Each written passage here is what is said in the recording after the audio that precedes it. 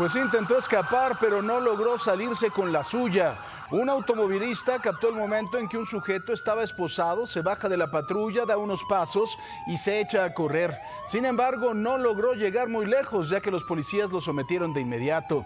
Los hechos ocurrieron el pasado domingo sobre el circuito interior aquí en la Ciudad de México. Y bueno, no hay pobreza. Sonriente, vestido de traje, con puro en mano, camioneta de lujo blindada y acompañado de su abogado. Así fue como ayer en punto de las 7 de la noche con 28 minutos, Alonso Ancira, expresidente de Altos Hornos de México, abandonó el reclusorio norte aquí en la Ciudad de México. Petróleos Mexicanos aceptó la propuesta del empresario para resarcir el daño de más de 216 millones de dólares, luego de que el sexenio pasado Pemex pagara un sobreprecio en la adquisición de una planta de fertilizantes de agronitrogenados, la cual tenía más de 12 años sin funcionar. El juez de control, José Artemio Zúñiga, aceptó la reparación del daño, que sean 3 pagos de 72.221.346 dólares cada uno. Vean nada más, en esa camionetita que es la clase G de Mercedes, que debe de costar la friolera de unos 3 millones de pesos. Bueno, blindada ya debe de costar quizá unos 5. El primero se realizará, el primer pago se realiza el próximo 30 de noviembre, el segundo también en noviembre del 2022 y el tercero el mismo mes, pero del 2023. A placitos 3 años después de que robó a la nación. Eso es todo. Y aunque Alonso Ancira quedó en libertad, la Fiscalía General de la República informó que el proceso penal en su contra no está cancelado ni resuelto, sino suspendido hasta que el empresario cumpla en su totalidad con la reparación del daño, que no puede exceder los 3 años. Ayer la Comisión de Quejas y Denuncias del INE ordenó a la Presidencia de la República borrar la transmisión de la conferencia matutina del presidente López Obrador del 16 de abril por considerar que viola la veda electoral, luego de que el presidente informara que los estados o cuáles son los estados más pobres, como Guerrero, Oaxaca y Chiapas. Su gobierno ha entregado mayores apoyos y eso fue lo que dijo en la conferencia a esos 3 estados. El gobierno de López Obrador acató la orden. En la mayoría de las redes sociales la conferencia fue bloqueada o borrada y hasta el momento solo se puede escuchar a través de un podcast. Y saludamos con mucho gusto a Cristal Mendívil, buenos días. Paco Sea, muy buenos días, encantada de andas? estar aquí contigo y con todos ustedes, por supuesto, bienvenidos. Y bueno, pues gran pérdida, ¿no? Este tema de las mañaneras. Estábamos viendo un análisis que hizo una organización civil donde dicen que 80 veces miente el presidente en cada una de las mañaneras. Pues es que sí tiene sus diferentes verdades. Sí, ¿no? exacto. Tiene otros verdades datos. alternas, digamos. Tiene así, otros ¿verdad? datos. Pero hablando precisamente, Paco, del presidente y sus conferencias matutinas, ayer defendió una vez más la ampliación de 2 años de Arturo Saldívar como ministro presidente de la Suprema Corte de Justicia de la Nación. Consideró que esto no viola la Constitución y servirá para moralizar a los jueces y magistrados corruptos que están al servicio de mafiosos y poderosos. Así lo dijo. Entonces, si ya se están por aprobar leyes para combatir la corrupción en el Poder Judicial, para combatir el nepotismo en el Poder Judicial, si ya se aprobaron esas leyes y si para llevarlas a la práctica se requiere que el actual presidente continúe 2 años más, porque es garantía de que esos cambios se van a llevar a la práctica, que se van a realizar. Yo estoy de acuerdo.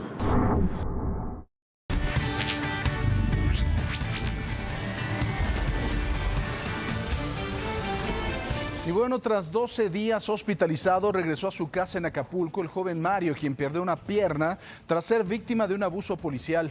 Dejó claro que no perdona lo que le hizo el elemento de la Secretaría de Seguridad de Guerrero. Al regresar de la pausa, le presentaré todos los detalles de este caso. Por supuesto, no le cambie, esto es Imagen Noticias, le tenemos esto y mucho más. Salga de su casa bien informado, con todas las noticias y todo el análisis. No se vaya, por favor. Tu cubrebocas, no te me acerques y ponte tu cubrebocas. ¿Cómo se llama usted? Deme su nombre. ¿Cómo se llama usted? Sí, deme su nombre. Yo soy Carlos Medina Maya. Y sobre usted tengo también. Yo también tengo hijos y tengo familia y tengo personas que... Nos arriesgamos diario atendiéndolos. Nosotros nos arriesgamos diario atendiéndolos. O manden a alguien a atar mis... Ponte tu cubrebocas, ponte tu cubrebocas y aléjate de mí, aléjate de mí, aléjate de mí. Personal de salud del sector privado de diversos municipios del Estado de México bloqueó la carretera Toluca-Tenango para exigir que los vacunen porque ellos también atienden a pacientes con COVID.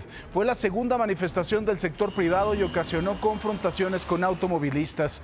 Los casi 200 inconformes dijeron que el domingo acudieron al centro de convenciones y exposiciones en Toluca en donde inmunizan a médicos del sector público y les dijeron que este lunes los atenderían en la zona militar. Sin embargo, al llegar les dijeron que todavía no había vacunas para el sector privado. Todos somos del sector privado, público, de diferentes áreas, odontólogos, médicos, enfermeros, enfermeras, psicólogos. Estamos siendo una parte olvidada y estamos pidiendo que se nos vacune. Estamos siendo afectados, tenemos que trabajar. Ahorita pasó un niño, iba y lo llevaban al hospital, no lo dejaban pasar, imagínense. Mientras que en Veracruz, médicos pasantes adscritos al IMSS Bienestar en la zona rural de Jaltipan también piden ser inmunizados en contra del COVID-19. Aseguran ser vulnerables a la enfermedad, pues atienden a personas infectadas, incluso que algunos doctores, aunque son jóvenes, ya se han contagiado con graves consecuencias. Se manifestaron afuera de las oficinas de bienestar de Coatzacoalcos. Y a mí no se me ha tomado en cuenta para la vacuna. Ahí, y a mis enfermeras tampoco. Tomen en cuenta que nosotros somos aproximadamente 60 pasantes y cada pasante tiene 2 enfermeras. Ya hemos tenido compañeros hospitalizados de gravedad, 2 de nuestros jefes de zona fallecieron hace poco. Mientras que en Chilpancingo, Guerrero, regresó a su casa el joven Mario, quien perdió una pierna tras ser víctima de un abuso policial en Acapulco. Tras 12 días hospitalizado, fue recibido por sus familiares y dejó en claro que no perdona lo que le hizo el elemento de la Secretaría de Seguridad del Estado. No te pongas triste, mi vida. Estamos contentos porque tienes vida, eso es lo que importa, mi amor. Así recibieron a Mario tras abandonar el hospital en donde estuvo internado 12 días, después de recibir el balazo de un policía de la Secretaría de Seguridad del Estado en la pierna, la cual le fue amputada.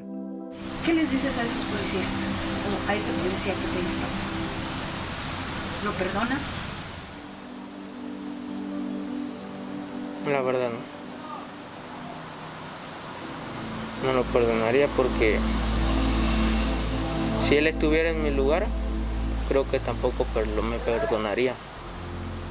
Vean nada más cómo me dejó. Mario salió la noche del 2 de abril. Se dirigía a la casa de su abuela junto a su amigo y un primo a bordo de un carro. Alrededor de las 22 horas y sin motivo alguno, fueron interceptados y encañonados por policías del estado en Ciudad Renacimiento, en la zona periférica de Acapulco. Lo que yo hice fue subir el seguro del sillón y en la parte del carro, para separar nuestros pies, trae como si fuera una montaña.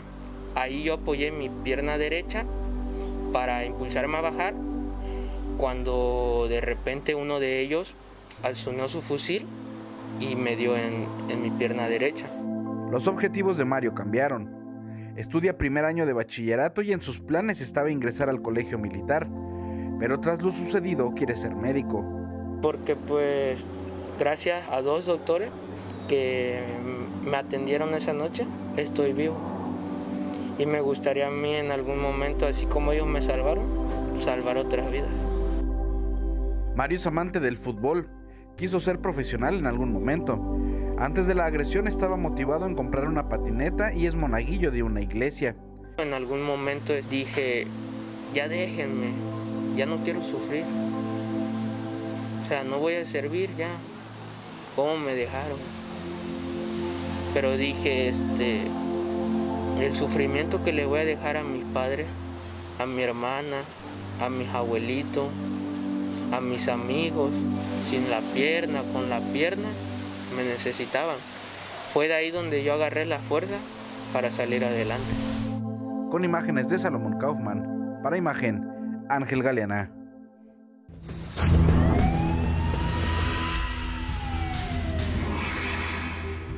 Y jornada accidentada en la Ciudad de México. La noche de ayer en la calzada Ermita Iztapalapa, en el cruce con Avenida Jalisco, un conductor de un vehículo que viajaba con su familia terminó estrellándose en la parte trasera de un camión de carga. De acuerdo con las primeras investigaciones, el hombre conducía bajo los influjos del alcohol y a exceso de velocidad. Su esposa y 2 hijos resultaron lesionados también. Todos fueron llevados al hospital. Mientras tanto, en calles de la colonia Tacubaya, en la alcaldía Miguel Hidalgo, ocurrió este aparatoso accidente luego de que el conductor se quedara dormido y terminara impactándose en contra del muro de contención sobre el viaducto Río Becerra. Solo sufrió algunos golpes y rasguños. Vámonos a Campeche, Paco, donde los alumnos que regresaron a clases presenciales ya finalmente, después de un año de estar ausentes en las aulas, prepararon sus útiles desde el día anterior, se levantaron muy temprano, estaban emocionados, por supuesto. 137 planteles en 10 municipios volvieron a la actividad con la aplicación de protocolos sanitarios. Vea usted cómo es que regresaron.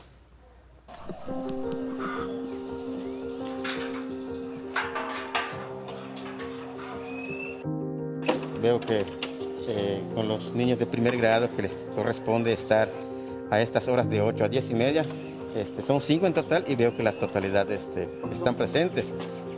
Eso es una respuesta de que sí van a estar asistiendo. Esta imagen tiene pase directo al libro de la historia de la pandemia en México. 13 meses después del cierre de escuelas en todo el país, los primeros estudiantes regresaron a clases presenciales. En la comunidad de Carlos Cano Cruz, en Campeche, los caminos regresaron a la vida. Los niños los andan escoltados rumbo a la escuela. La primaria indígena Venustiano Carranza es una de las 137 escuelas elegidas en el estado para encabezar el regreso a clases. Hoy vamos a hacer un recordatorio de lo que hemos visto desde septiembre. No sé si ustedes hicieron sus tareas en casa. Yo les llevaba hojas para que lo hicieran. Y hoy quedó claro que además de español o matemáticas, los alumnos tendrán que aprender conceptos como la sana distancia o hábitos como el uso de careta, un utensilio completamente nuevo para ellos. Acomódenlo. 2 libretas y un lápiz y un vaso para tomar agua. Esa es la lista de útiles para la primera semana. Y aunque el maestro mandaba las tareas, pero aún así uno tiene que enseñarle y pues sí se dificulta, porque a veces hasta decimos, no sé cómo hace con el maestro en estar tan al pendiente de todos y pues uno no puede ni con el suyo. 6 de la mañana con 6 minutos. Muy buenos días. Gracias por estar con nosotros. Bien informado aquí en Imagen Noticias. Recuerde, en redes sociales, nuestra pregunta del día para que participe. Ordenar a Presidencia bajar una conferencia mañanera por actos de propaganda en veda electoral es censura. Que bueno, ya lo sabe, a través de @ImagenSea va a ser la manera en que usted pueda compartir su opinión con nosotros a través de redes sociales. Y por supuesto, permanezca bien informado. Saludo con muchísimo gusto. Buenos días, Paco Sea. Gracias, Marlene. Y continúa la vacunación de los adultos mayores en todo el país. Más adelante le voy a presentar la historia de la señora Julia. Ella tiene 120 años, 120 años. La convierte en la persona más longeva en ser inmunizada. Siga bien informado, por supuesto, no le cambie. Ya lo sabe que esto es Imagen Noticias. 120 años y recibió la vacuna. Una esperanza de vida sin duda hasta los 120 años, no importa. Ya volvemos con ustedes, esto es Imagen Noticias. De regreso a México, ayer se registró un incendio forestal en la tercera sección del bosque de Chapultepec, aquí en la Ciudad de México. La Secretaría del Medio Ambiente informó que 2.8 hectáreas se vieron afectadas por el fuego, principalmente de pastizales y arbustos. El incendio fue liquidado por bomberos, elementos de protección civil y la Sedena. Vámonos ahora a Chiapas, donde se reportan 8 incendios activos, uno de ellos en las inmediaciones del Cañón del Sumidero, el cual es atacado ya por tierra y por aire. Este lunes, helicópteros de la Marina, Protección Civil también del Estado se unieron para estas labores en la búsqueda, de combatir este fuego. La Comisión Nacional de Áreas Naturales Protegidas informó que hasta este momento han sido consumidas 120 hectáreas y espera que sea controlado el fuego en las próximas 24 horas. Y apenas el sábado pasado se liquidó el incendio forestal en el Teposteco, en Tepoztlán, en Morelos. Ayer comenzó uno nuevo, déjeme platicarle. Sin embargo, en esta ocasión fue provocado por invasores de tierra cerca de la comunidad de Villa Santiago, con el fin de conseguir el cambio de uso de suelo de manera ilegal. Una brigada de protección ambiental del municipio acudió a este lugar, pero fueron agredidos por estos sujetos, por lo que tuvieron que retirarse.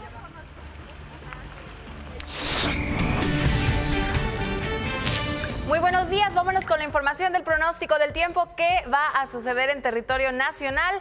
Pues vean, continuamos con las bajas presiones internas prácticamente corriendo del norte al centro del país, pasando por la parte oriente. Las bajas presiones que favorecen nublados y en este incremento de nublados potencial de lluvia. Esto se mantendrá hacia el estado de Chihuahua, en Durango, en Zacatecas, va a cruzar hacia el oriente del país, Puebla, Tlaxcala e Hidalgo.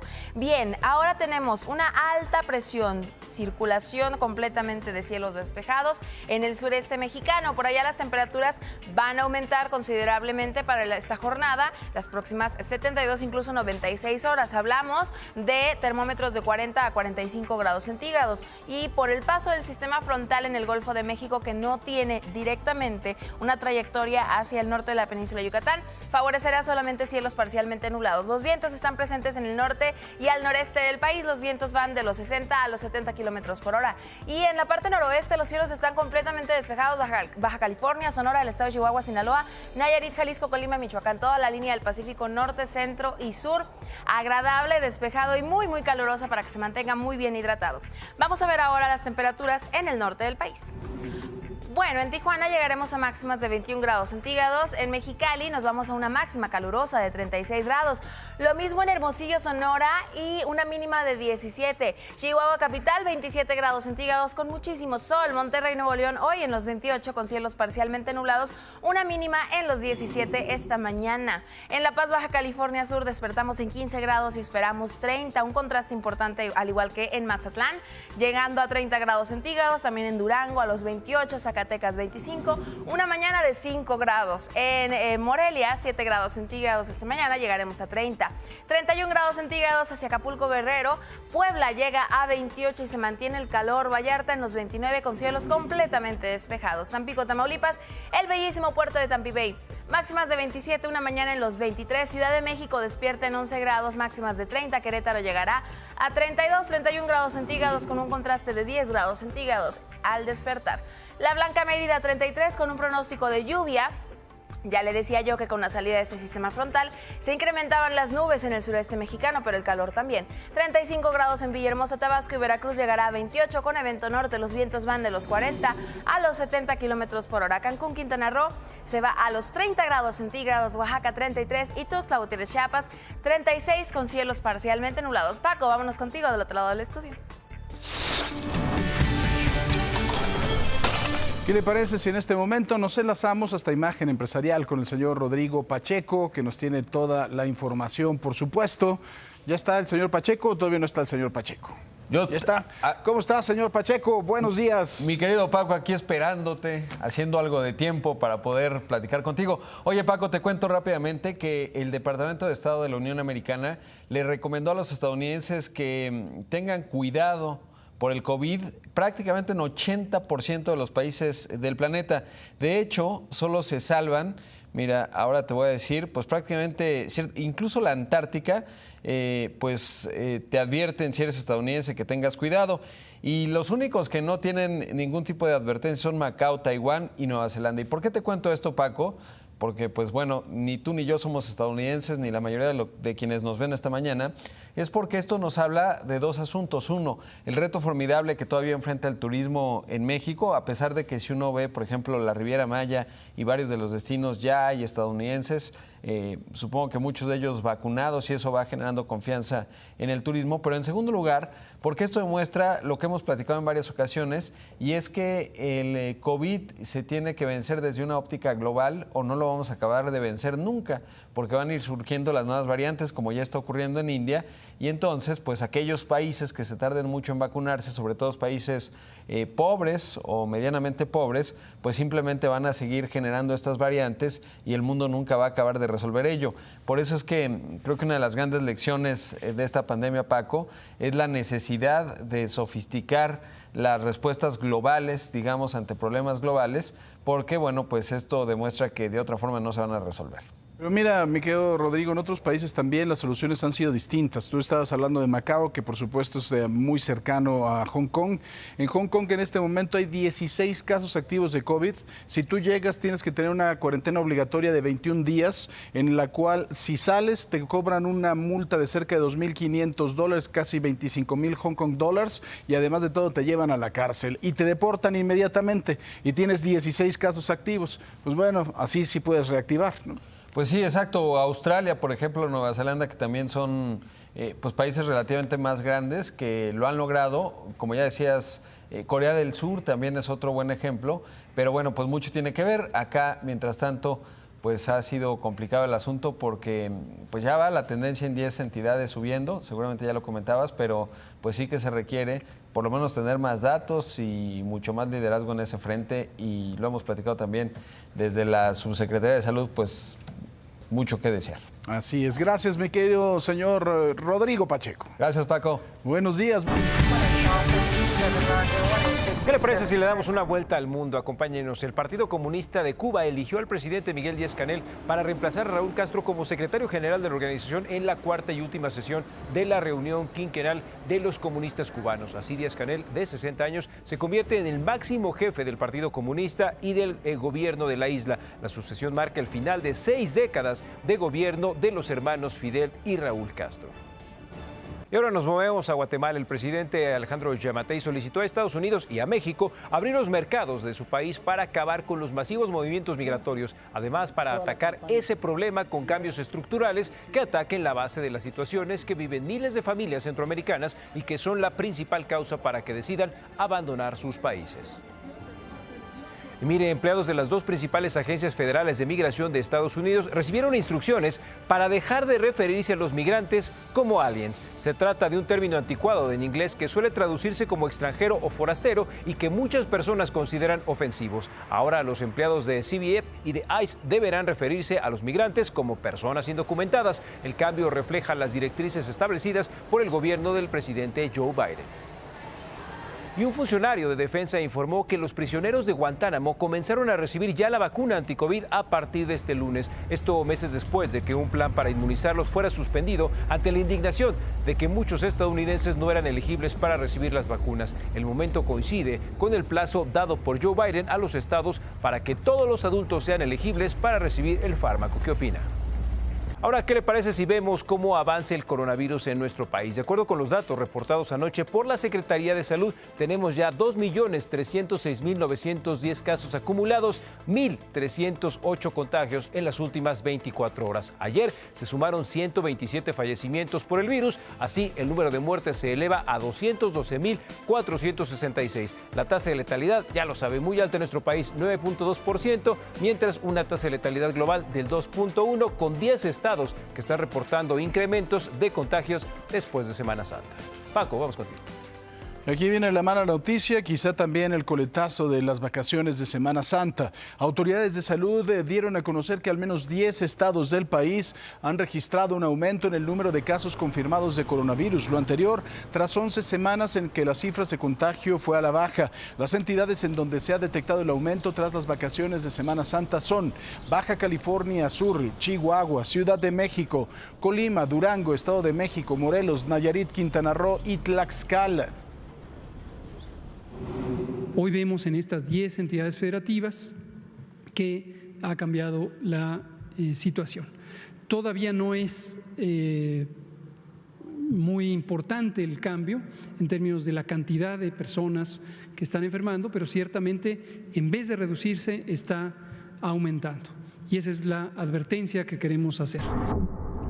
El presidente López Obrador confirmó que se vacunará públicamente el día de hoy en contra del COVID-19 para dar confianza a los adultos mayores de 60 años que no han querido inmunizarse. Resaltó la importancia de protegerse con el biológico y señaló que aunque en un principio había dicho que no se vacunaría públicamente, ahora lo hará para que se sepa que no hay riesgos. Podrían crearse La Secretaría de Educación Pública informó que a partir de este martes 20 de abril y hasta el sábado 24 inicia el proceso de vacunación anti-COVID en Veracruz. Será para todas las maestras y maestros, así como el personal administrativo y de apoyo de planteles públicos y privados de los 3 niveles educativos del estado. Durante el recorrido que realizó a los centros de vacunación en los municipios de Jalapa y Boca del Río, la titular de la SEP, Delfina Gómez, reconoció el trabajo en equipo que realizan en la entidad. Y vean nada más qué historia tan maravillosa. Ahí mismo en Veracruz continúa la aplicación de las vacunas a los adultos mayores en su propio hogar. Las brigadas se trasladan hasta los domicilios de aquellos que por una u otra causa no pueden ir a los centros de vacunación. Es el caso de doña Julia, pero tiene 120 años doña Julia. ¿Me dolió? Ajá. Sentí como cuando me vacunaron esa vez. Ajá. Me pusieron la caja así. A sus 120 años de edad, doña Julia fue vacunada contra el COVID-19. El personal de salud acudió hasta su casa ubicada en el ejido Tacoteno de Minatitlán, Veracruz, porque no presenta ninguna enfermedad, pero por su vejez no camina, no ve y escucha poco. Visitas domiciliarias, quedaron algunos pendientes y hoy se van a finalizar. Una de las últimas ya es la visita del día de hoy, una señora de 102 años en registro, ¿no? Aunque en la realidad 120 años, sus familiares lo dan testigo de ello, ¿no? Ahora esta mujer veracruzana y su familia se encuentran felices y más tranquilos. Él se siente contenta porque ella estaba muy contenta que se quería vacunar. Más que la verdad, ella estaba feliz y contenta que la vinieran a vacunar porque me preguntaba, ¿y cuándo van a venir? ¿Y cuándo van a venir? ¿Ya me vacunaron? No, le decía yo, no. No han venido, van a venir apenas. Doña Julia recibió la vacuna CanSino, que es de una sola dosis, pero su familia prefiere no confiarse y seguir cuidándola. La esperanza para todos es que después de que termine la pandemia, ella pueda reunirse con sus 4 hijos, 7 nietos, 18 bisnietos y 4 tataranietos, quienes por lo mismo no la han podido visitar. No, pues por esto y esto, mamá, es que esto y esto así es. Ah, bueno, yo pensé que ya no me querían, dice. No, le dije, ya cuando se vuelva a componer es que ya van a venir otra vez a verla. Aunque doña Julia es de las personas más longevas que han vacunado, en total 12 personas de 100 años en adelante también recibieron la vacuna en el sur de Veracruz. Para Imagen, Tamara Corro.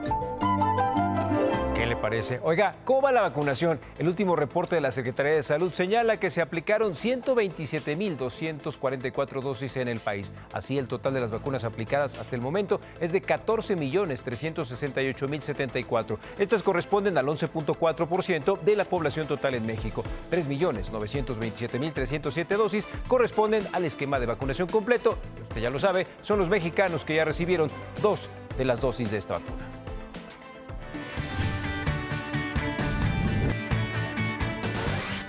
Fumando puro y en una camioneta de lujo blindada, así salió del reclusorio norte el expresidente de Altos Hornos de México, Alonso Ancira. Pemex aceptó su propuesta para resarcir el daño por más de $216 millones por la adquisición de la planta de fertilizantes agronitrogenados.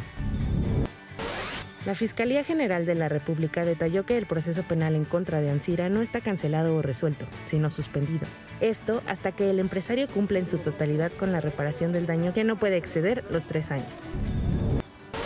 El INE ordenó a la Presidencia de la República borrar la transmisión de la conferencia matutina del presidente López Obrador del 16 de abril por considerar que violó la veda electoral. Presidencia acató la orden en la mayoría de sus redes sociales. El presidente López Obrador volvió a defender la ampliación de 2 años de la presidencia de Arturo Saldívar en la Suprema Corte de Justicia. Consideró que ello servirá para moralizar a los jueces y magistrados corruptos que están al servicio de mafiosos y poderosos. En Baja California, en donde el gobernador Jaime Bonilla pretende expropiar el Club Campestre Tijuana, el presidente del club, Adolfo Solís, y algunos miembros reiteraron que ya iniciaron las acciones legales en contra del gobierno del estado. Aseguraron que no tienen adeudo con ninguno de los niveles del gobierno y el tema de la expropiación no tiene ningún sentido porque es un mero acto político. Como yo le decía, el principal rival político de Jaime Bonilla, el gobernador, es Arturo González, que es presidente municipal de Tijuana y que fue presidente del club 3 veces. No es la primera vez que intentan expropiar este club. Esto también pasó en 1970. Para hacer una expropiación, ¿qué se necesita? Que haya una causa de utilidad pública o una causa muy urgente y muy importante, que aquí la verdad es que no se encuentra. ¿Qué es lo que van a hacer? Pues obviamente se van a amparar y esto va a quedar en otra broma política más. Es falso que el Club Campestre sea una cantina. No, señores. Aquí acudimos hombres y mujeres dignos, tijuanenses preparados con el justo derecho de tener un club social. Esto es un club familiar. Señor gobernador, con el respeto que usted merece, lo invito a nuestras instalaciones para que usted vea lo que aquí menciono. Hablando de Jaime Bonilla, mientras Baja California enfrenta nuevas restricciones por el aumento de casos de coronavirus, el gobernador anda paseando en los Estados Unidos. En esta ocasión acudió a un partido de béisbol en San Diego, lo que le valió una lluvia de críticas. También le valió a él, ¿no? Pero una lluvia de críticas.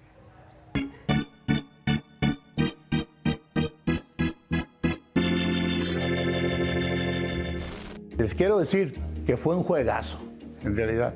Un 2-0, donde hombres en primera, en segunda y en tercera, con 2 outs. En la novena entrada hubo una línea que parecía hit, que todos nos emocionamos, pero fue un tremendo atrapadón del fielder de los Dodgers y los Padres perdieron desgraciadamente 2-0.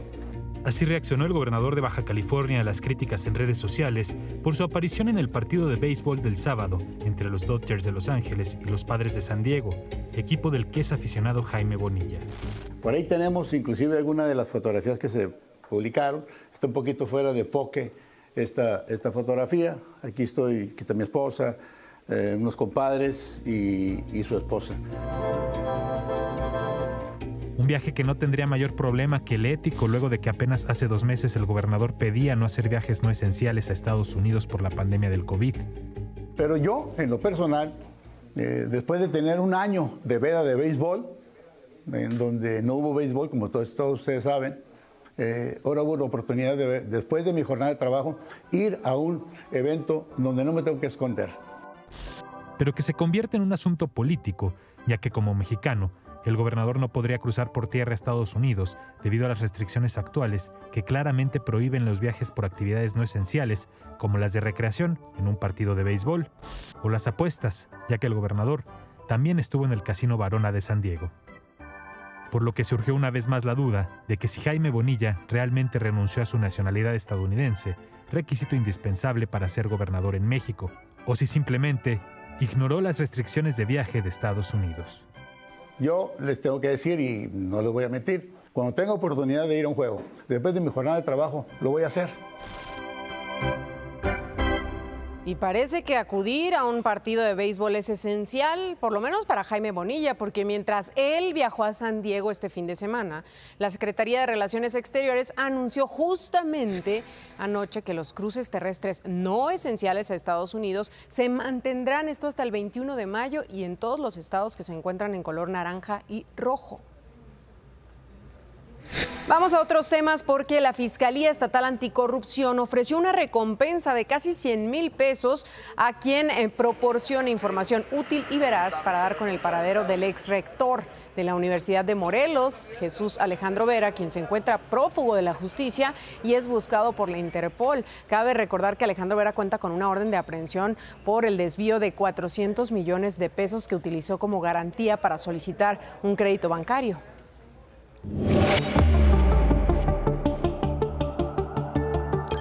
En estas campañas electorales nos vamos ahora a Chihuahua, donde organizaciones civiles anunciaron su apoyo a Maru Campos, la candidata a la gubernatura por la coalición Nos Une Chihuahua. Sara Galaviz, vocera de Poder Ciudadano, destacó que la decisión se debe a la experiencia y los resultados mostrados por la panista durante su gestión en el municipio de Chihuahua, donde aseguran salió sin deuda pública, además con obras y proyectos que la hicieron una ciudad moderna. Y en este momento son las 6 de la mañana con 36 minutos. A través de redes sociales los seguimos invitando a participar con nosotros en nuestra pregunta del día. Dígame, ordenar a Presidencia bajar una conferencia mañanera por actos de propaganda en veda electoral es censura. ¿Qué dicen los mexicanos? Vamos a ver hasta este momento. Así está el 25% sí cree que sea censura, 75% dice que no. Le recuerdo, @imagen son nuestras redes sociales. En este momento síganos, participe y por supuesto sea parte de esta comunidad y de esta familia. Más información, Paco Sea. Gracias, Marlene. Este lunes comenzó la reconstrucción de los tramos carreteros que comunican Aguililla, Michoacán. Esto 3 meses después de que las células de la delincuencia los destruyeran y provocaran que la población dejara de recibir insumos básicos para su supervivencia. Al regresar de la pausa le tenemos, por supuesto, los detalles, qué es lo que está haciendo la autoridad en un lugar que había quedado sin ley y, por supuesto, en el total y absoluto desamparo. Le tenemos mucho más. Esto es Imagen Noticias. Y esto ocurrió en el municipio de Matías Romero, en Oaxaca. Cámaras de vigilancia captaron el asalto ocurrido en la sucursal de una caja de ahorro. Se ve un par de sujetos que llegan al sitio y amagan a los empleados y clientes del negocio, uno con un arma y el otro con una navaja. Los obligan a tirarse al piso, pero finalmente huyen con el dinero. Antes de irse, uno de los delincuentes se detuvo a amarrar a uno de los empleados y olvidó su arma en una de las sillas. Y bueno, luego de 3 meses de permanecer prácticamente incomunicados, los habitantes del municipio de Aguililla, Michoacán, van a comenzar a recibir productos agrícolas y demás artículos que no los podían recibir debido a los bloqueos constantes que había en la carretera que llevaron a cabo integrantes de la delincuencia organizada. Después de 3 meses de que las células delincuenciales destruyeran los tramos carreteros que comunican a Aguililla y que por esta razón la población dejara de recibir los insumos básicos para la supervivencia, este lunes inició la reconstrucción de los mismos. De acuerdo con las autoridades estatales, se identificaron 7 puntos del tramo de la carretera que comunica Patzingán con Aguililla, donde la delincuencia organizada destruyó la carpeta asfáltica y en los cuales ya se trabaja para restablecer la vía de comunicación. Servicios básicos como el suministro de medicinas, productos agrícolas, educación y otros se podrán restablecer para garantizar el desarrollo económico de las comunidades de Aguililla que se vieron afectadas por los bloqueos carreteros. A decir del secretario de Seguridad Pública Israel Patrón Reyes, hasta el momento se han desplegado 100 policías estatales, los cuales vigilan que dicho tramo carretero siga abierto a la circulación. Según el jefe policíaco, esta acción se realiza en coordinación con los 3 niveles de gobierno. Para Imagen, Miguel García Velázquez. Cifras del INEGI publicadas ayer dan cuenta de que durante el mes de marzo el 66.4% de la población adulta consideró que vivir en su ciudad es inseguro. Esta cifra es 7% menor en comparación con el 73.4% registrado en el mismo mes del año pasado. Con respecto al mes de diciembre, la percepción bajó 1.7%. Las ciudades con mayor percepción de inseguridad son Fresnillo en Zacatecas con 94.2%, el Ecatepec, Estado de México con 89.9%, Cuernavaca, Morelos con 87.8% y la alcaldía de Gustavo Amadero con 86.4%. Ay, pues qué cosas. Y bueno, en redes sociales, Paco, mira, tu favorito. Sí, me encanta. Ayer fue el Día Mundial de los Simpsons, de verdad. Mi oficina está llena de Simpsons, que la gente sepa. Ayer fue el Día Mundial de los Simpson y por supuesto pues en redes sociales mucha gente compartió anécdotas, compartió pedacitos de episodios, cualquier dato importante o curioso de esta familia que desde 2017 se hizo el Día Mundial, justamente 19 de abril, pero se celebra o se recuerda este día porque fue el primer día en 1987 que pasó. No el episodio, pero que aparecieron ya la familia de los Simpsons. La verdad son impresionantes, a mí me encanta contar una historia. Matt Groening, que fue el creador de los Simpsons, precisamente cuando vino a México y escuchó a Humberto Vélez, que fue la primera voz de Homero Simpson, dijo que este hombre había creado un personaje mucho mejor de lo que él había imaginado. Y fíjense lo injusto de la vida, Dan Castellaneta, que es la voz de Homero Simpson en inglés, debe de estar cobrando cerca de $150,000 por episodio. Y a Humberto Vélez no le pagaban más de $5,000. No es cierto. Eso es la realidad. Y bueno, a ver, cuántas voces maravillosas estuvieron los Simpsons, presidentes de los Estados Unidos, Tony Blair, primer ministro de Inglaterra, Michael Jackson, que le tuvieron que decir hasta después porque tenía un contrato para no salir en este tipo de cosas, pero él hizo su propia voz. Bueno, quien me digan ha salido en los Simpsons. Britney Spears también estuvo Britney Spears haciendo su propia voz, pero estás hablando de George Bush, de presidentes, de todo el mundo. Bueno, pues ahí está. Claro que ha sido una serie que ha marcado, por supuesto, qué época y todavía sigue. Aunque bueno, en redes sociales hubo diferentes opiniones. Por ejemplo, Roberto sí dice, cualquier momento de la vida se puede mejorar haciendo referencia a los Simpsons. Niéguenmelo. Tiene toda la razón. Tiene razón. A ver, ¿qué dice más? Otro. Fue un día histórico aquel domingo 19 de abril de 1987, cuando los Simpson aparecieron por primera vez en la TV desde la Navidad de 1989. La familia amarilla ha aparecido ininterrumpidamente con 31 temporadas y más de 700 capítulos, batiendo todos los récords. Y sí.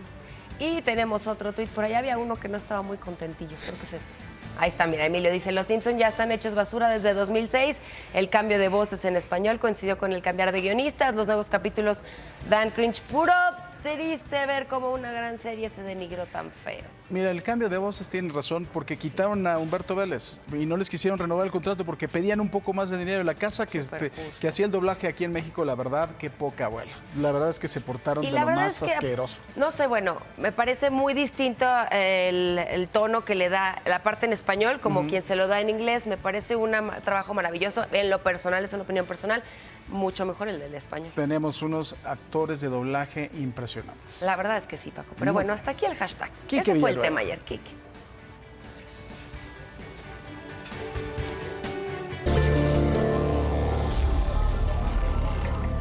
Bueno, ya está con nosotros, es martes y desde la sana distancia, mi querido Arturo Ávila. Arturo, ¿cómo estás? Muy buenos días. ¿Qué tal, Paco? Muy buenos días, por supuesto, amigas y amigos de Imagen, desde la sana distancia. Paco, pues el 2020 fue un año muy complicado en términos económicos para todos. De acuerdo con cifras del Banco Mundial, la economía global cayó 4.3%. Es decir, los ingresos de los mexicanos no estuvieron exentos de los efectos negativos provocados por la pandemia del COVID-19. Por esta causa, querido Paco, múltiples actividades productivas se detuvieron. Por ejemplo, los cines y restaurantes se vieron obligados a cerrar, las papelerías dejaron de vender y las maquiladoras detuvieron sus procesos de producción para evitar contagios, entre muchísimos otros rubros. A pesar de las pérdidas que ocurrieron durante el año anterior, en este 2021 los escenarios son mucho más positivos y alentadores. Ahí lo vemos en la gráfica. En México, de acuerdo con la última estimación del Fondo Monetario Internacional, nuestro país va a crecer el 5%. Esto representa un crecimiento superior al que hemos tenido durante los últimos 11 años. Incluso las estimaciones más conservadoras, realizadas por Bank of America, han señalado que el crecimiento será superior al 3%. Es cierto, este aumento no va a alcanzar para recuperar la situación económica que teníamos previo a la pandemia, pero va a ser determinante para regresar más rápido a ella. Además, las estimaciones de crecimiento económico pueden variar en función del comportamiento del virus, Paco. Así que entre más rápido avance la vacunación y continúe el país sin una tercera ola de contagios, el crecimiento económico va a ser mucho más elevado. Otro aspecto bien importante para la reactivación económica va a ser la recuperación que tengan los Estados Unidos. Tras el anuncio del American Jobs Plan, un ambicioso plan de infraestructura para reconstruir la economía del país vecino, se van a generar millones de empleos y se va a impulsar el crecimiento económico. Esto va a ser sin duda una fortaleza para nuestro país, ya que al ser nuestro socio comercial más importante, sin duda va a tener un efecto de jale para nuestra economía. Así como ocurrió con la pandemia en la que hubo sectores muy afectados o más afectados que otros, el crecimiento económico también va a ser diferenciado. Es decir, habrá sectores económicos que van a crecer más, por lo que las áreas de oportunidad tendrán que estar aprovechadas por los empresarios y emprendedores mexicanos. Las ventas online, por ejemplo, la transportación, el sector agropecuario, van a ser sectores que van a empezar a crecer de una forma muy importante este año. De hecho, el año anterior las ventas online en México crecieron un 81% y se estima que esta tendencia continúa a la alza.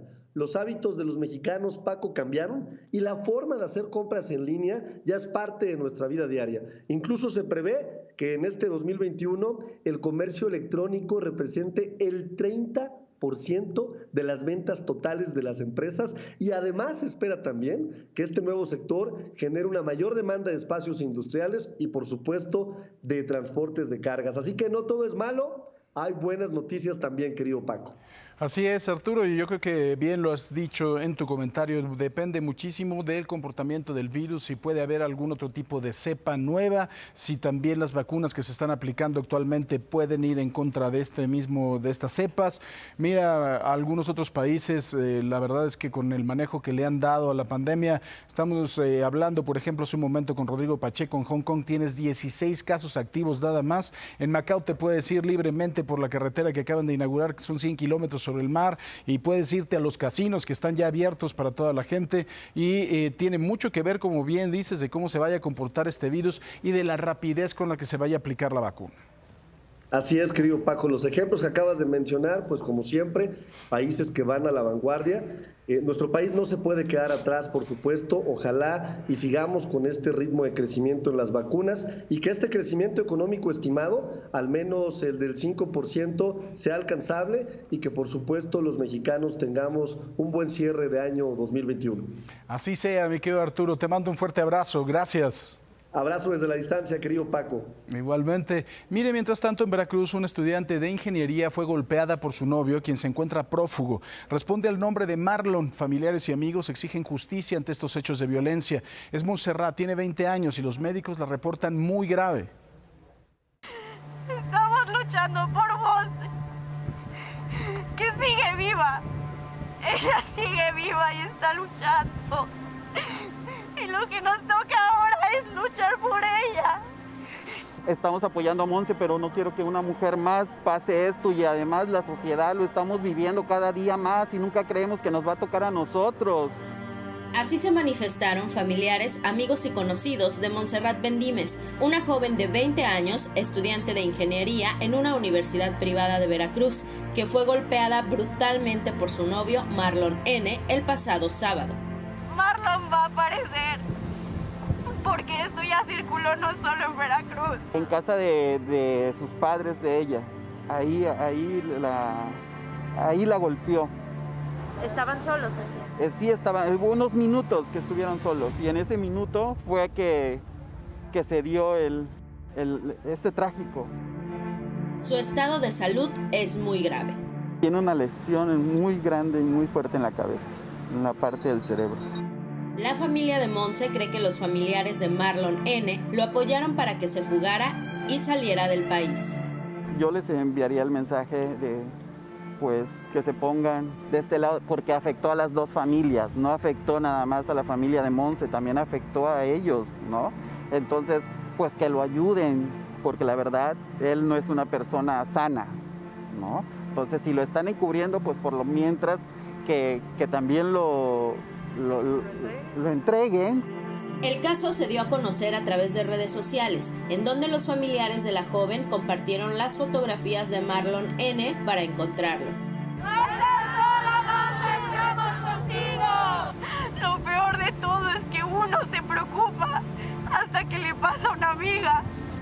Veracruz es uno de los estados con mayor número de casos de violencia contra las mujeres y cuenta con alerta de género por violencia feminicida. ¿Cuántas veces ha habido mujeres que llegan a internarse y decimos que es la gota que derramó el vaso, viendo que esto ya es una cascada y no sé, que parece no terminar? Para Imagen, Roxana Aguirre.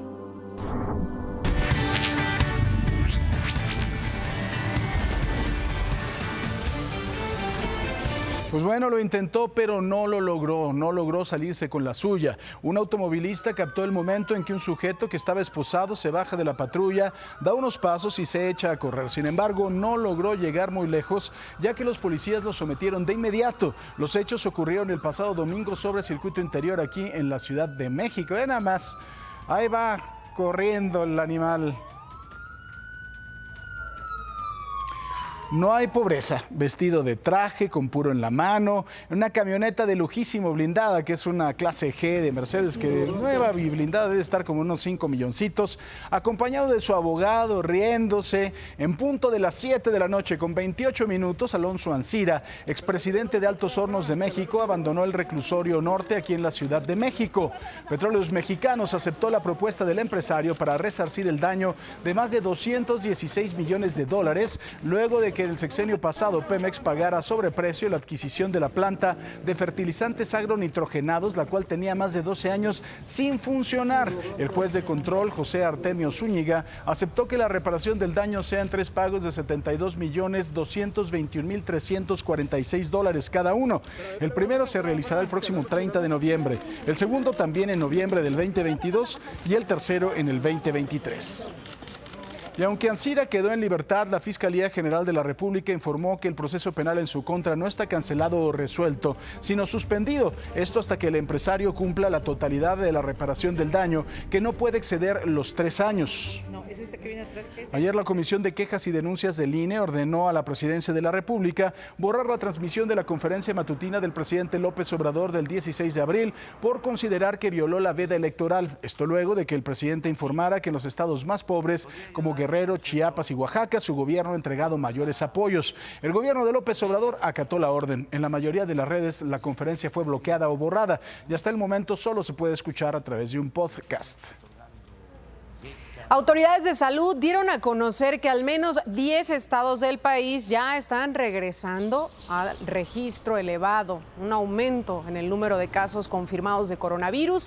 Esto luego de la Semana Santa, ¿no? Y después de 11 semanas en las que la cifra de contagios había estado a la baja. Los estados donde se ha detectado el aumento luego de estas vacaciones son Baja California Sur, en Chihuahua, Ciudad de México, Colima, Durango, Estado de México, Morelos, Nayarit, Quintana Roo y Tlaxcala.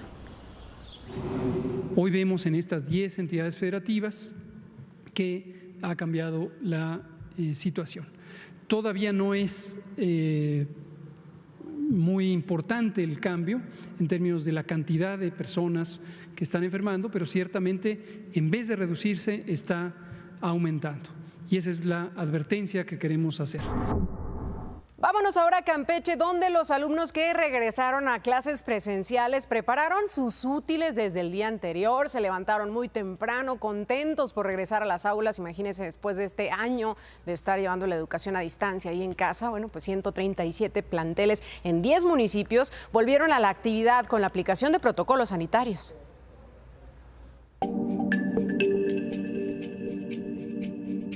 Así amaneció en la comunidad Carlos Cano Cruz.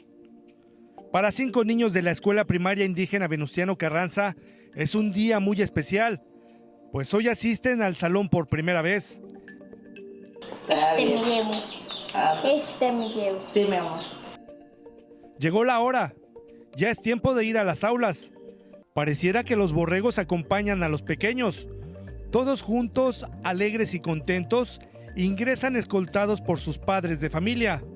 Antes de entrar al salón, tienen que aplicarse gel antibacterial.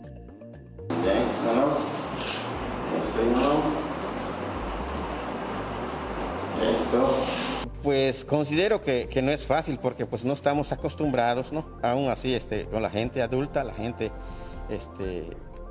mayor de edad, les complica, ¿no? Les complica andar así en caretas con el cubrebocas, pero pues por la pandemia tenemos que hacerlo, ¿no? Y eso ya somos personas grandes. Imaginarse con los más pequeñitos que pues hay que tener más cuidado con ellos, estar al pendiente de ellos para que pues no quiten el cubrebocas, porque estos son los más pequeños. De esta manera dio inicio la prueba piloto del plan para la reactivación escalonada mixta de nivel básico en 137 escuelas de Campeche, que están distribuidas en comunidades rurales de 10 de los 13 municipios. Que todavía era de primer año, que iba a entrar a primer año, pues ahora me tocó a mí prácticamente enseñarle desde lo básico a él. Y pues sí, si se da cuenta, sí me puse a trabajar con él y pues con mi hija también, que ella me ayudaba también. Árbol, muy bien. ¿Con qué letra inicia? Buenas noticias para Campeche y bueno, pues seguramente será tal vez el modelo educativo que se replique en los otros estados de la República cuando ya los casos vayan a la baja y los semáforos epidemiológicos lo permitan. Así el regreso a las aulas. Y ahora solicitamos su ayuda para localizar al pequeño Pedro Tello. Él desapareció la primera semana de abril en el municipio de José María Morelos, en Quintana Roo. Tiene 4 añitos solamente, 4 años, mide 1,9 metros, es delgado, de tez blanca. La última vez que fue visto estaba en compañía de su papá y de su abuelo. Cualquier información que ayude a localizarlo, por favor, puede comunicarla a los números que están apareciendo en pantalla: 55 53 45 50 80 y 55 53 45 50 82. El Consejo Rector de la Tortilla Tradicional Mexicana y la Cámara Nacional de la Industria de Producción de Masa y Tortillas advierten que las próximas semanas podría aumentar el precio del kilo de la tortilla en el país y señalaron como causa el acaparamiento del maíz por parte de las grandes comercializadoras. Los industriales de la tortilla aseguran que los insumos para elaborar el producto se han encarecido hasta en un 40% y el ajuste será trasladado al consumidor. La dirigencia nacional del Partido Verde destacó la necesidad de que el país invierta más en la producción de medicinas con el fin de garantizar el abasto y suficiencia en el sistema de salud pública. Karen Castrejón, la presidenta nacional del partido, comentó que de acuerdo con la Cámara Mexicana de la Industria Farmacéutica, en los últimos 4 años las ventas a instituciones públicas disminuyeron considerablemente de un 29 a un 26%, lo que pondría en peligro el abasto de fármacos. Mientras que en Mérida, Yucatán, el gobernador Mauricio Vila puso en marcha la construcción del primer rascacielos del sureste mexicano, The Sky, una inversión privada de 1.800 millones de pesos que generará 800 empleos directos, lo que contribuye a la recuperación económica de la entidad. Mencionó que esto demuestra una vez más la confianza de la iniciativa privada en Yucatán. La torre de The Sky, 160 metros de altura, 36 niveles y 6 pisos de estacionamiento, 20 elevadores y cientos de oficinas y locales comerciales. Vamos a ver, territorio nacional se mantiene con el sistema frontal número 51 prácticamente saliendo de él. Altas presiones en el sureste mexicano, favoreciendo cielos despejados y muchísimo calor. La frontera norte y noreste mexicano se van a mantener con vientos por arriba de los 70 kilómetros por hora y un canal de baja presión estará dejando actividad de lluvia prácticamente del norte al centro. Se mantendrá en el oriente del país potencial de algunas tormentas eléctricas, aunque de forma bastante aislada. El resto del territorio se mantiene con muchísimo calor y sol prácticamente lo que resta de la semana. Vamos a ver ahora las temperaturas en la Ciudad de México. Para los capitalinos, los termómetros mínimos van a estar entre los 10 y los 11 grados centígrados. Por la tarde estaremos hablando de 28 a 29 grados centígrados prácticamente toda la semana. Nos vamos con cielos parcialmente nublados y con una calidad del aire mala. Martes, miércoles y jueves en Guadalajara, Jalisco. La zona centro-occidente y el Bajío se mantiene con calor en el transcurso de la tarde, 32 grados centígrados, una mínima de 11. Los cielos estarán despejados prácticamente martes, miércoles y jueves y no se mantiene temporal de lluvia esta semana. Monterrey, Nuevo León. Las temperaturas máximas también están bastante calurosas, no solamente en Monterrey, sino en todo el noreste del país. Hablamos de 28 grados centígrados, se mantiene el día de mañana un cambio debido a canales de baja presión, máximas de 23 con temporal de lluvia, 28 grados otra vez para el día jueves y continuaremos con actividad de chubascos para la tarde-noche. En Aguascalientes, las temperaturas máximas van a estar rondando los 30 grados centígrados con una mínima de 8, 31 grados para el miércoles con cielos completamente despejados y nos vamos así también para el día jueves. Hasta aquí el reporte del clima. Y miren, en la Ciudad de México hay gente en situación de calle que debe de enfrentar cada día la lucha por sobrevivir y no enfermarse. Para ellos esta pandemia no ha existido, no saben ni siquiera lo que es. En el caso de los adultos mayores que no tienen familia y viven en la calle, la situación se complica. Esto porque podrían ser víctimas de la pandemia de coronavirus. Esta historia y mucha más información la vamos a tener aquí en Imagen Noticias. Es un trabajo de mi compañero Efrén Argüelles que le va a presentar precisamente el otro lado de la pandemia, el lado en donde nadie conoce nada, en donde a veces ni siquiera se ha pisado un hospital. Ya volvemos.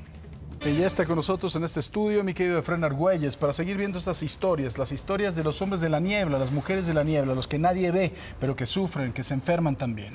Que parecen invisibles, pero están ahí en las calles y forman parte de la población en la Ciudad de México, Paco. Y muchas veces cuando los vemos generamos algún pensamiento de que estén posiblemente relacionados con el alcohol, que estén relacionados con alguna droga, pero hay adultos mayores en las calles de la Ciudad de México que son abandonados por sus familias, que son abandonados por sus seres queridos y son ellos precisamente los que no saben muchas veces que existe una pandemia porque hasta el momento no han tomado ninguna medida.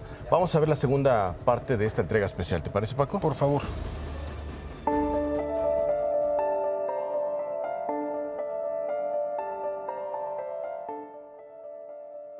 Vivo en las calles y soy feliz. Delfino tiene 65 años.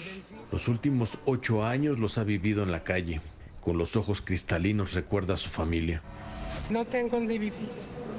Tenía yo familia, pero acabaron con ellos. ¿Dónde está su familia? ¿Qué pasó con ellos? No hay nadie. Los mataron a todos. ¿Por qué? Por una herencia de un terreno. ¿Los mataron? Sí. Pero Dios castiga. Yo es lo único que tengo fe, que Dios los va a castigar. Aún con cicatrices en el alma por la pérdida de su familia, Delfino ve pasar la vida sin ninguna medida para evitar el COVID-19. ¿Sabe de la pandemia que existe actualmente? No, la verdad no. ¿Tiene conocimiento de que se puede contagiar? Sí. ¿Y qué ha hecho para no contagiarse? La verdad, nada. Las arrugas en el rostro de Delfino son una reseña de la sonrisa que lo caracteriza. Sentado sobre el concreto de una banca en Alameda Central, le sonríe a la vida. Sí, vivo feliz. El pasado 2 de marzo, Federico cumplió 85 años. Gran parte de su vida la ha pasado deambulando en las inmediaciones de la Basílica de Guadalupe. ¿Desde cuándo vive en la calle, señor Federico? No, yo tengo un chingo de años, no sé cuántos años llevo, no sé. Oiga, ¿y su familia? No tengo familia, ya todos se me murieron, yo nomás vivo solito. Aún con tanto tiempo viviendo sobre el asfalto y sin ninguna medida para disminuir riesgos de contagios por COVID-19, Federico desconoce en su totalidad por la pandemia. ¿Qué sabe de la pandemia, señor Federico? Nada. ¿Qué es eso? ¿No sabe que existe un virus que está acabando con la población en el mundo? Ajá. No sabía hasta ahorita. No tengo miedo. Siempre he vivido en la calle. ¿Resiste a todo? Todo, resisto todo. Las enfermedades, todas las que me pegan, se me quitan y se me van. El gobierno de la Ciudad de México ha vacunado a 794 adultos mayores en situación de calle, con la primera dosis de la vacuna contra el COVID-19, Pfizer y AstraZeneca. Es la población inmunizada por la vida, para los que el tiempo solo representa un día más de felicidad. Realizador, Armando Cedillo. Investigaciones, imagen, Efren Argüelles. Es Federico, es Delfino y así como ellos, Paco, actualmente en la Ciudad de México hay más de 800 adultos mayores que viven en abandono social, que únicamente comen lo que las personas les pueden regalar. Aunque existe un programa por parte del gobierno de la Ciudad de México, prefieren no acudir a estos puntos donde dan la atención el gobierno y andar deambulando por las calles con el apoyo de las personas, y es así como sobreviven. Y otra cosa que también es muy importante y a veces no lo vemos, no solo es la situación de pobreza y de calle, ¿no? Sino también la salud mental de esta gente. Cada persona es una historia y los adultos mayores son gran parte de ellos abandonados por las familias, los dejan a su suerte y así acaban los últimos años de su vida, Paco. Pues mi querido Efren, extraordinario trabajo, muchísimas gracias. Te lo agradezco mucho, vamos con Quique Villanueva. Entonces, allá en las calles de la Ciudad de México con mi compañero Talo Mata, él está en la estación Buenavista, atento a una modificación en la tarifa del tren suburbano. Querido Atalo, ¿cómo estás? Buenos días. Así es, Paco, muy buenos días. Efectivamente, aquí en el tren suburbano, pues desde el domingo 18 de abril se ha dado a conocer, y para informarle a la gente le damos el servicio de la información. Es decir, desde el 18 de abril, pues es decir, antier, se ha incrementado en un 25% la tarifa del tren suburbano, según ha indicado Ferrocarriles Suburbanos. Y pues esto es para que lo tomen en cuenta, sobre todo los usuarios que utilizan este sistema de transporte que va desde Buenavista hasta Cuautitlán en el Estado de México. Indicaron que el viaje corto, por ejemplo, de 0 a 12.89 kilómetros pasa de 8 pesos a 9 pesos, subió prácticamente un peso. En tanto, el viaje largo, que comprende de 12.9 hasta 25.6 kilómetros, pasó de 19 pesos a 20, ¿no? De 19 a 20 pesos. Entonces, también incluso han informado, porque hay gente que no utiliza únicamente el efectivo para pagar, sino también con tarjeta. Han informado que también el ajuste en el costo de la tarjeta de acceso, que pasa de 15 pesos a 16, pues no se había incrementado desde el 15 de mayo de 2016, y la pandemia el año pasado pues permitió darle cierta flexibilidad y apoyo para no incrementar el costo. Entonces acaba de subir desde antier. Vamos a pedirle a Cuauhtémoc Lira se acerque de este lado. Aquí estamos con don Cecilio. Señor Cecilio, su nombre completo, ¿cómo está? Buenos días, gracias por estar con nosotros. Cecilio Luna Santamaría. Oiga, se incrementó el costo, ya como escuchó usted, desde antier. ¿Qué le parece? Creo que no se había dado cuenta usted porque paga con su tarjeta, ¿verdad? Sí, pago con tarjeta. ¿Nos puede mostrar su tarjeta, por favor? ¿Qué le parece el servicio de este? Pues el servicio es bueno. En cuestión del aumento, pues yo creo que sí está algo caro, pero es muy rápido. Esa es la ventaja nada más. Que de venirse en el camión, pues el camión es más pesado. El tráfico más que nada. Y en pues es rápido. Oiga, ¿de dónde a dónde viaja usted normalmente y a dónde va? ¿A dónde se dirige? Cuautitlán a Buenavista. Y de Cuautitlán a Cuautitlán Izcalli. O sea, tomo el Metrobús, el suburbano y una combi. ¿Va usted de trabajo? Sí, de trabajo. Sí. Entonces, ¿un peso le parece así como que muy repentino, muy de golpe, mucho el incremento? Sí, es de golpe porque son 6 pesos del Metrobús. De aquí ya van a ser 20. Y de la pecera son 15. Sí, es algo... Se va acumulando. Se va acumulando, casi son 100 pesos diarios, por decir. Porque hay ocasiones que la pecera se descompone y ya pagaste, tienes que pagar otro servicio. Y en el camión es lo mismo, lo que pasa es que el suburbano pues sí es más, un poco, el servicio es bueno porque no hay modo de que pues te digan ya vas para afuera y no vas allá, no llegas hasta acá. Hay ocasiones que es muy raro que pase, porque casi no pasa eso. El servicio así en realidad es muy bueno. ¿Cuánto debió haber sido más o menos así lo justo desde su punto de vista? ¿Un incremento del 30 o 50 centavos? 50 centavos es lo que metían antes. Y ahorita sí fue un peso. Se dice poco, pero haciendo gastos hasta donde va uno a trabajar, sí es pesado. Sí es pesado. Y para lo que gana uno, no es, no se me hace justo, pero pues hay que seguir. No nos queda otra. Ahí está el contraste. Don Cecilio, lo dejamos ir. Muchas gracias y muy buenos días. Gracias a ustedes. Gracias. Que le vaya bien. Ahí está la información. Lo importante, Paco, pues es darle el servicio como medios de comunicación nosotros al público, a los usuarios que utilizan el tren suburbano. Sí dicen desde las autoridades que se les ha apoyado a los usuarios de no incrementarles por la pandemia, debido a que pues mucha gente ha visto minado un poco su ingreso económico, pero pues aquí lo importante es que resaltar que sí, aunque los apoyaron el año pasado, pues ahorita ya el incremento, de acuerdo a lo que opinan los usuarios, pues fue sí bastante repentino y de un solo golpe le aumentaron un peso. Fue lo que le sorprendió a algunos usuarios, que incluso les hemos preguntado, así como a don Cecilio, y dice, pues yo ni enterado porque nada más pago con mi tarjeta y sigo pensando que pago lo mismo que hace unos días, ¿no? Es la información que te tengo desde la estación Buenavista, aquí en la Ciudad de México. Y la verdad, querido Talo, hay que ser empáticos, ¿no? Porque un peso de ida, un peso de vuelta todos los días, por supuesto que te merma en la economía. Desgraciadamente, en este país hay una gran cantidad de personas que no ganan la cantidad suficiente para afrontar estos aumentos. Sí, y lo que nos dice también don Cecilio, o sea, si él viene, por ejemplo, desde Cuautitlán Izcalli y llega aquí a Buenavista, pues no es que ya utilizó el tren suburbano y se acabó, ¿no? Ya llega a trabajar directamente, sino que de aquí tiene que tomar a lo mejor el Metrobús o algún otro medio de transporte como el metro o una pecera, y pues eso ya se va haciendo una cadena de incrementos. Así es, pues Talo, muchísimas gracias. Un abrazo, buen día, Paco.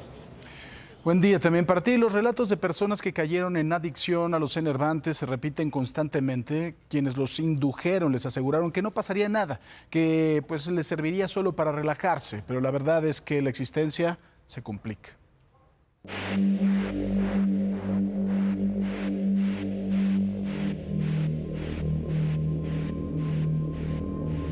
Un cigarro de marihuana a los 11 años fue la puerta de entrada al mundo de las adicciones para Héctor. Sin saberlo, las drogas lo llevarían al hospital y a la cárcel, y aunque él salvó la vida, su hermano no corrió con la misma suerte.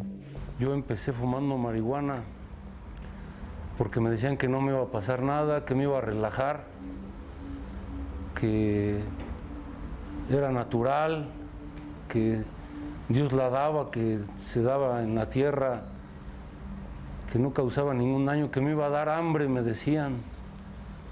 Que me iba a dar hambre, que me iba a tranquilizar mucho, que me iba a hacer olvidarme de todos mis problemas. En menos de un año ya había desarrollado una fuerte adicción a la hierba. Al principio era, pues, 2 veces a la semana, 3 veces cuando un día de repente.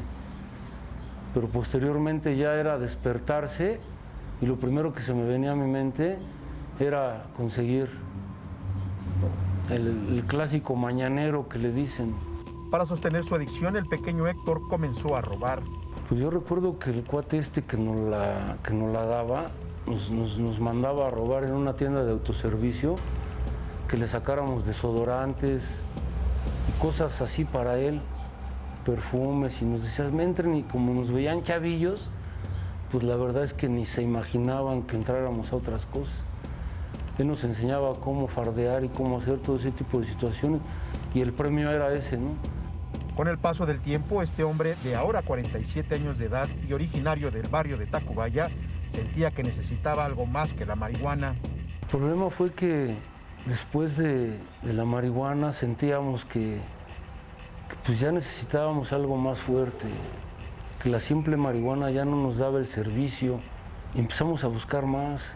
Esa adicción lo hizo meterse en problemas más fuertes y en un robo cayó al reclusorio, donde 2 años antes había estado su hermano, quien no salió con vida. Tuvimos la desdicha de perder un hermano hace muchos años. Él tenía 23 años y precisamente por lo mismo que viví, lo vivimos juntos él y yo. Él tuvo que llegar a un reclusorio y ya no salió muerto. Sin embargo, el milagro de la vida hizo que Héctor tuviera una sacudida. Entonces conozco a una persona dentro del ambiente también adicta a las drogas, y los dos empezamos a drogarnos juntos, pero llegó el momento en que ella se embarazó, y cuando nace el niño, nace en la casa donde yo vivo, en tu casa, y yo vi ese nacimiento, lo vi, o sea, sin doctores y sin nada, ella solita dio a luz en la cocina. Entonces cuando yo vi todo eso, como que fue un impacto en mí muy grande, el cual me hizo empezar como que a decir, ya estuvo. Actualmente, Héctor, quien decidió usar ese nombre para permanecer en el anonimato, tiene más de 8 años sin consumir ninguna sustancia y vive con su pareja y su hijo. Pero lo que más me duele en la vida y lo que más sigo así yo cargando es el dolor que le hice pasar a toda mi familia. Eso es lo que estoy muy arrepentido. Alejandro Domínguez, Imagen. Hoy es Día Mundial de la Marihuana. ¿Sabe usted por qué se celebra esta fecha? El origen no es del todo claro, pero se asocia a que los consumidores reconocen el número 420, abril 20, desde 1971. Y no se trataba precisamente del día, sino de la hora a la que un grupo de estudiantes de California, en Estados Unidos, que se hacía llamar Los Waldos, se reunían al terminar sus clases justo a las 4:20 de la tarde a fumar marihuana. Así que cuando vea usted en un perfil en redes sociales el 420, sabrán que se trata ahora de un consumidor o consumidora, y que no les sorprenda percibir el aroma característico de la marihuana hoy a las 4:20 de la tarde, porque es cuando muchos se reúnen para celebrarlo fumándose un churro. Además, seguramente en las redes sociales serán tendencia los hashtags Feliz 420 o 420 Day. La celebración de este día es vista como una oportunidad para discutir y debatir públicamente sobre la marihuana, los beneficios de su uso recreativo o curativo, y que ha sido aprobada legalmente en algunos países con ambos fines. En el caso de México, el tema está en espera todavía, porque los senadores prefirieron pasar su discusión y análisis a la próxima, de la legalización, en el próximo periodo ordinario de sesiones que inicia en septiembre. ¿Cuáles serán algunos de los beneficios de la regulación del cannabis para México, según especialistas? Aseguran que habrá más información disponible para prevenir y atender el consumo y probables adicciones. Se eliminarían productos de muy mala calidad que están en el mercado porque no hay un control sanitario, además de favorecer el acceso a la salud gracias a sus beneficios terapéuticos y medicinales. Legalizar la marihuana apoyaría en la lucha contra la extrema pobreza y la extorsión de los cárteles del crimen organizado, con la formalización de cooperativas sociales, además de ayudar a diversificar oportunidades de negocios y de empleos. Generaría nuevos ingresos para el Estado con las aportaciones fiscales obtenidas del nuevo mercado. Por su parte, quienes están en contra contra de la legalización argumentan que es una droga de iniciación que podría llevar al consumidor a otras adicciones, que al encontrarla más fácilmente lleva también a que haya más consumo. Además, analistas y colectivos de consumidores aseguran que no se elimina la posibilidad de que alguien con marihuana sea detenido o extorsionado por parte de la policía. Especialistas en salud pública aseguran que produce intoxicación, dependencia, episodios psicóticos y riesgos psicológicos. Serían como, digamos, efectos secundarios. Por último, se piensa que en México la legalización de la marihuana tendrá un simbolismo especial por ser uno de los principales productores del mundo y cuna de algunos de los cárteles del narcotráfico más poderosos que han provocado altos niveles de violencia desde hace décadas. ¿Usted qué opina al respecto? Díganos en nuestras redes sociales. 420, participe con nosotros. Cientos de migrantes centroamericanos continúan en su intento de alcanzar la frontera de México con los Estados Unidos. Los mueve la idea de solicitar asilo humanitario, aunque las actuales condiciones que impone la pandemia de coronavirus son un elemento en su contra. Cientos de ellos son deportados por las autoridades migratorias de los Estados Unidos. Sin embargo, muchos van a intentar regresar una vez más porque su motivación es el sobrevivir.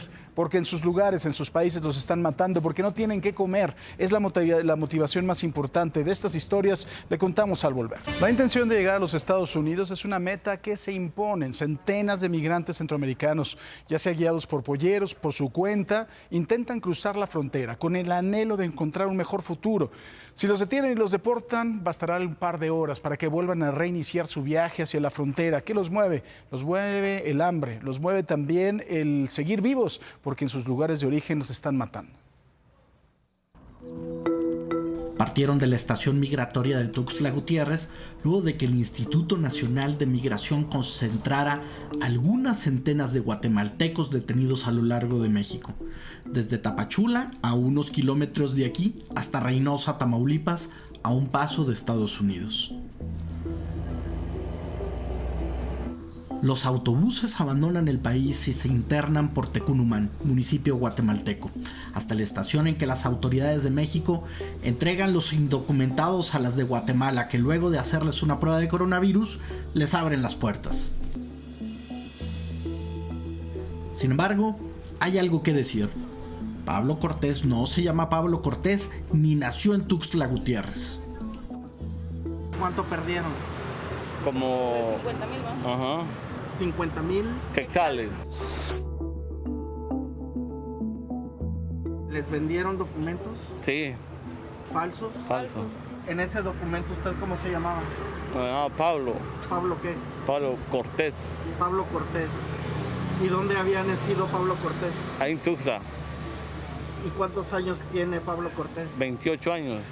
¿Y Pablo Cortés canta el himno nacional mexicano? No, ¿y cómo si no somos de ahí? Aquí también llegan los niños que México deporta, algunos con sus familiares y otros no acompañados, alrededor de 100 a la semana, según un funcionario en el lugar.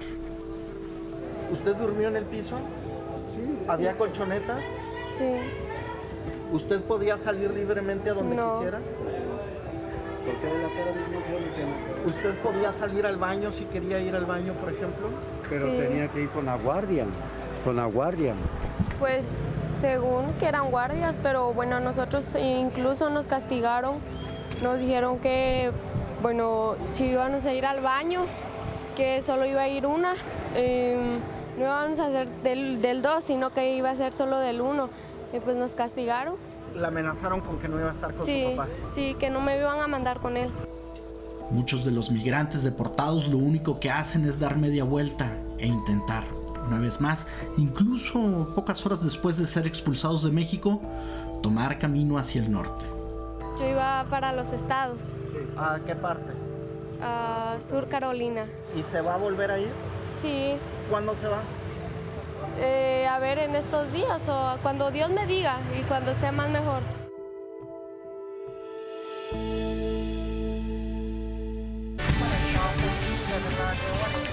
Así es, Cris, vamos a darle una vuelta al mundo. El director general de la OMS, Tedros Adhanom Ghebreyesus, advirtió que la pandemia del coronavirus está por alcanzar el mayor pico de infecciones registradas hasta ahora, lo anterior a menos de que la curva se doblegue rápidamente. Las razones son varias, principalmente la rápida propagación de las variantes del coronavirus que lo hacen más contagioso.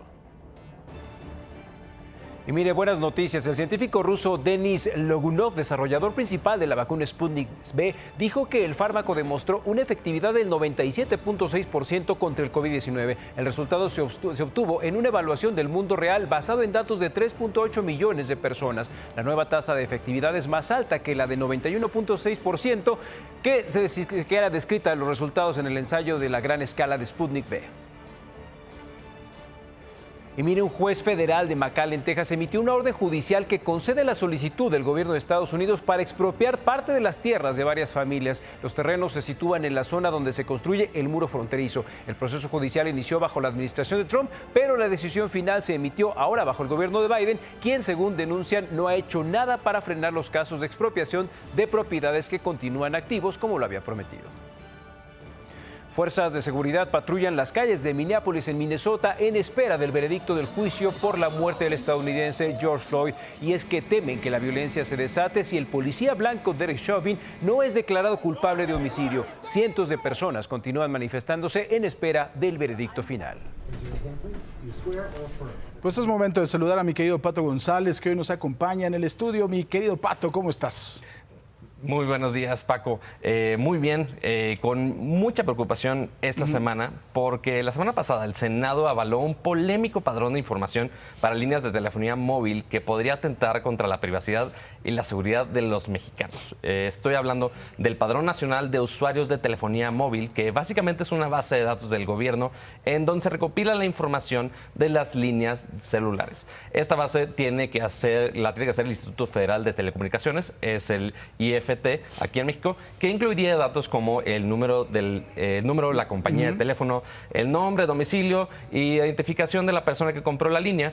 Pero lo más preocupante aquí es que también solicitará datos biométricos de los usuarios. La idea detrás de esta base es ayudar a prevenir crímenes como estafas, extorsiones, secuestros, y otros, ¿no? Claro, secuestros y todo este tipo de crímenes que se hacen por medio de teléfono, que han explotado muchísimo en los últimos años y más ahora durante la pandemia, que todos están remotos, pero también son vulnerables.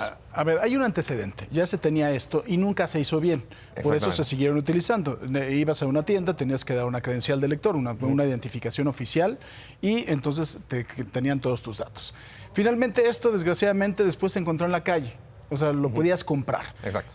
¿Cuál es el riesgo de que esto también lo puedas encontrar en la calle? Porque eso es, creo que el riesgo que los ciudadanos tenemos. Sí, porque esa información, los usuarios de pospago principalmente, pues ok, ya que están con contrato y demás, sí teníamos que dar todo ese tipo de información, de tu identificación, créditos y demás. Pero con esta información de que están recopilando estas bases de datos, es más fácil llegar con esos delincuentes. Bueno, al menos según el Senado. Pero ¿realmente esto ayuda a detener el crimen o solo es para que el gobierno tenga nuestra información personal? Porque, ahora, como dices, no es la primera vez que sucede en México, pero como tienen esta información es muy peligroso para nosotros como usuarios que el gobierno tenga esta información, porque no solamente va a hacer que puedan inclusive desbloquear los teléfonos y acceder a nuestra información personal, pero también si se filtra la base de datos como se hizo con el último intento de esto que se hizo durante el periodo de Felipe Calderón, que se filtró la información.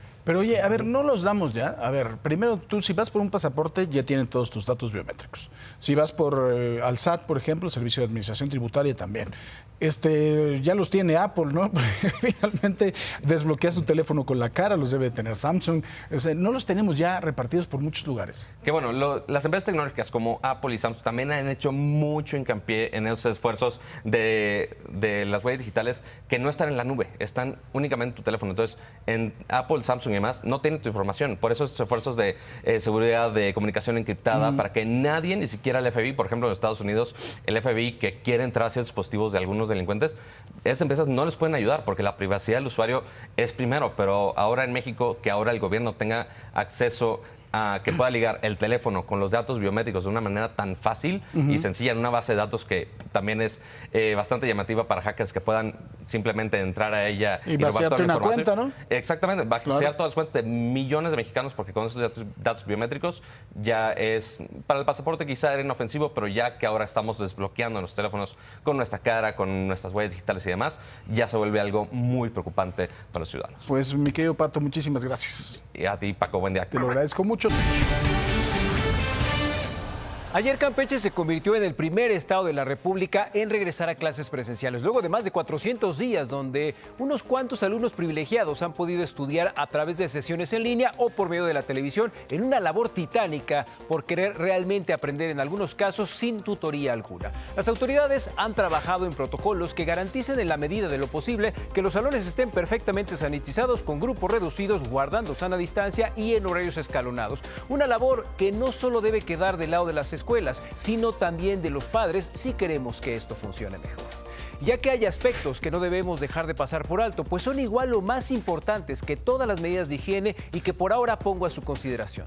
Los estudiantes no han dejado de ver las noticias, sobre todo de la pandemia, por lo que es importante hablar con ellos, pues en muchos casos regresarán con miedo o con culpa a las aulas y con el sentimiento de ser conejillos de indias en esta realidad donde la enfermedad está lejos de desaparecer.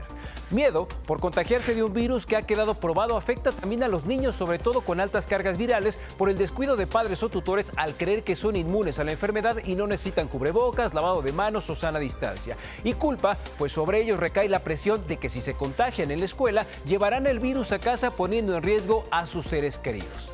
En temas académicos, espero que tanto autoridades como profesores hayan contestado las siguientes interrogantes. ¿Están conscientes que muchos alumnos no pudieron tener clases en línea? ¿Que otros tantos jamás pudieron con las clases en televisión? ¿Ya saben cómo regularizarán a algunos alumnos que tienen un año de atraso escolar? ¿Se hará un censo para saber cuántos alumnos ya no regresaron a las aulas? ¿Habrá un programa para buscarlos y que vuelvan a los salones y no dejen su educación por miedo, presiones o por falta de interés de los padres, haciendo valer el derecho que tienen tanto niñas como niños a una educación en este país?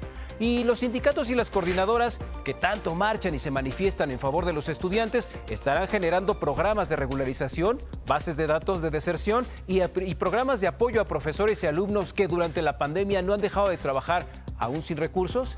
Y eso sin contar que tarde o temprano habrá que cerrar las escuelas otra vez ante la normal curva de contagios que se da en estos casos, la cual espero no se esconda, pues esto no sería un fracaso, más bien es un método de prueba y error. Y bueno, mientras eso pasa, mucha suerte a los estudiantes, quienes con su educación seguramente van a cambiar al mundo.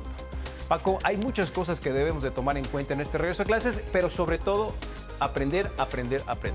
Sí, la verdad es que hay que ser muy cuidadosos porque, como bien lo dijiste, hay algunos alumnos que desgraciadamente esto fue una nube.